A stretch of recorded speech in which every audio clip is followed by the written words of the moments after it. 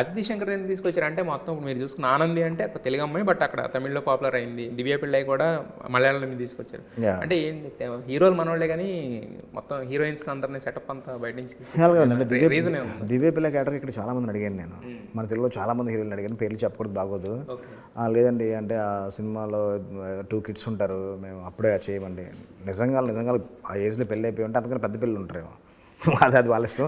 అది చేయడం చెప్పడం వాళ్ళ ఇష్టం. అది అలా చాలా సెర్చ్ చేసిన తర్వాత ఇక్కడ ఎవరు కొంతమంది నోను అంటే అప్పుడు నేను సెర్చ్ చేస్తున్న ప్రాసెస్లో దివ్య పిల్లయ్య గారి ప్రొఫైల్ వచ్చింది.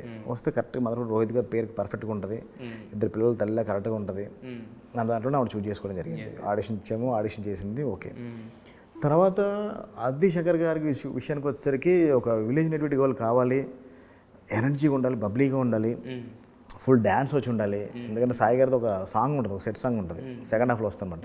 ఆ సాంగ్ సాయి గారితో మ్యాచ్ చేయాలి. ఎవరని చూస్తున్న ప్రాసెస్లో చాలా ఆప్షన్స్లో అనుకోకుండా యూట్యూబ్లో అమ్మాయి కార్తీతో ఒక సినిమా చేసింది. అక్కడ టెంపుల్ దగ్గర ఒక ఉంటుంది, ఒక 30 seconds డాన్స్ పెట్టి ఆ క్లిప్ యూట్యూబ్లో చూసా. ఎవరైనా సెర్చ్ చేస్తే అమ్మాయి అదితి శంకర్. అదితి శంకర్ ఏమో గనీ సినిమా ఆడియో ఫంక్షన్లో సాంగ్ పాడింది కదా, శంకర్ గారి డాక్టర్ అమ్మాయి యాక్టర్స్ కూడా ఓకే అని అప్పుడు అమ్మాయి కాంటాక్ట్ చేసి కథలో ఉన్న చేంజెస్ అవన్నీ చెప్పి అంటే అప్పుడు అమ్మాయి ఓకే చేసింది. అయితే యాక్చువల్గా సార్ అంటే ఒక్క హీరోని అంటే ఆ ఇమేజ్ని పట్టుకుని మనం ఎక్కడెక్కడ ఏం చేంజెస్ చేసుకోవచ్చు అంటే వాళ్ళ ఫ్యాన్స్ ఎలా రియాక్ట్ అవుతారు దాన్ని బట్టి కథను డిస్టర్బ్ చేయకుండా వెళ్ళొచ్చు.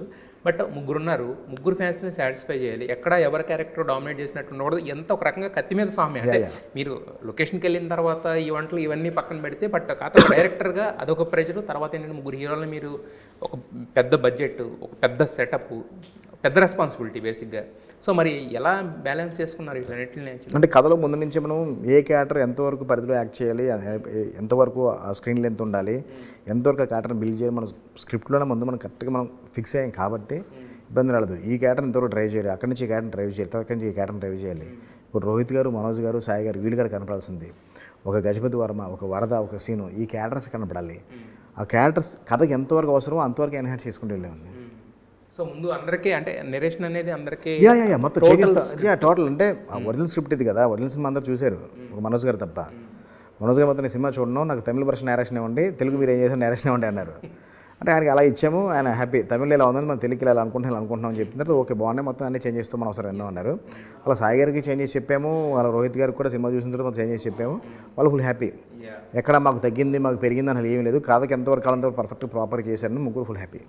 అయితే సాయి గారికి చాలా అంటే వచ్చిన గ్యాప్ తర్వాత వస్తున్నారు కదా మళ్ళీ రీఎంట్రీ లేగా, అంటే ఆయనకున్న ఇమేజ్ తెలుసు.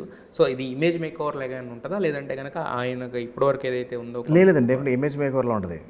ఎందుకంటే ఆయన కథలో రివోల్ట్ అయ్యేంత వరకు కూడా చాలా కొత్త సాయి గారిని చూస్తారు. రివోల్ట్ అయ్యి కూడా చాలా ఎమోషనల్గా యాక్షన్స్లో కూడా చాలా కొత్త సాయి గారిని చూస్తారు. ఆ ముందు నుంచి కూడా బ్రో యాక్షన్ సీక్వెన్స్ కూడా నాకు రెగ్యులర్గా నేను చేసినట్టు వద్దు బ్రో అంటే, నా 2 films చూసాక బ్రో యాక్షన్ ఎలా ఉందో అలాగే కొత్తగా చేద్దామని యాక్షన్లో కూడా చాలా కొత్త సాయి గారిని చూస్తారనమాట. ఓకే, అంటే బేసిక్గా ఎక్కడ గుడి అది ఇది చూపిస్తున్నారు కదా, అంటే ఏమన్నా ఆ ఎలిమెంట్స్ కూడా మైథలాజికల్ ఎలిమెంట్స్ ఏమన్నా టచ్ ఉందండి. ఒక గుడికి సంబంధించిన ఒక ల్యాండ్ గురించి సినిమాలో ఒక ఇష్యూ నడుస్తూ ఉంటుంది, దాని గురించి కథ రన్ అవుతూ ఉంటుంది. దానికి చిన్న ఒక మైథలాజికల్ సెటప్, ఒక లింక్ ఉంటుంది, హీరోకి ఆ గుడికి సంబంధించిన ఒక లింక్ ఉంటుంది అనమాట. ఎక్కువ అడిగినా కూడా మొత్తం కథ లీక్ అయిపోయి ఏం చెప్పారని ఒకసారి అక్కడ చూస్తేనే ఇది ఉంటుంది.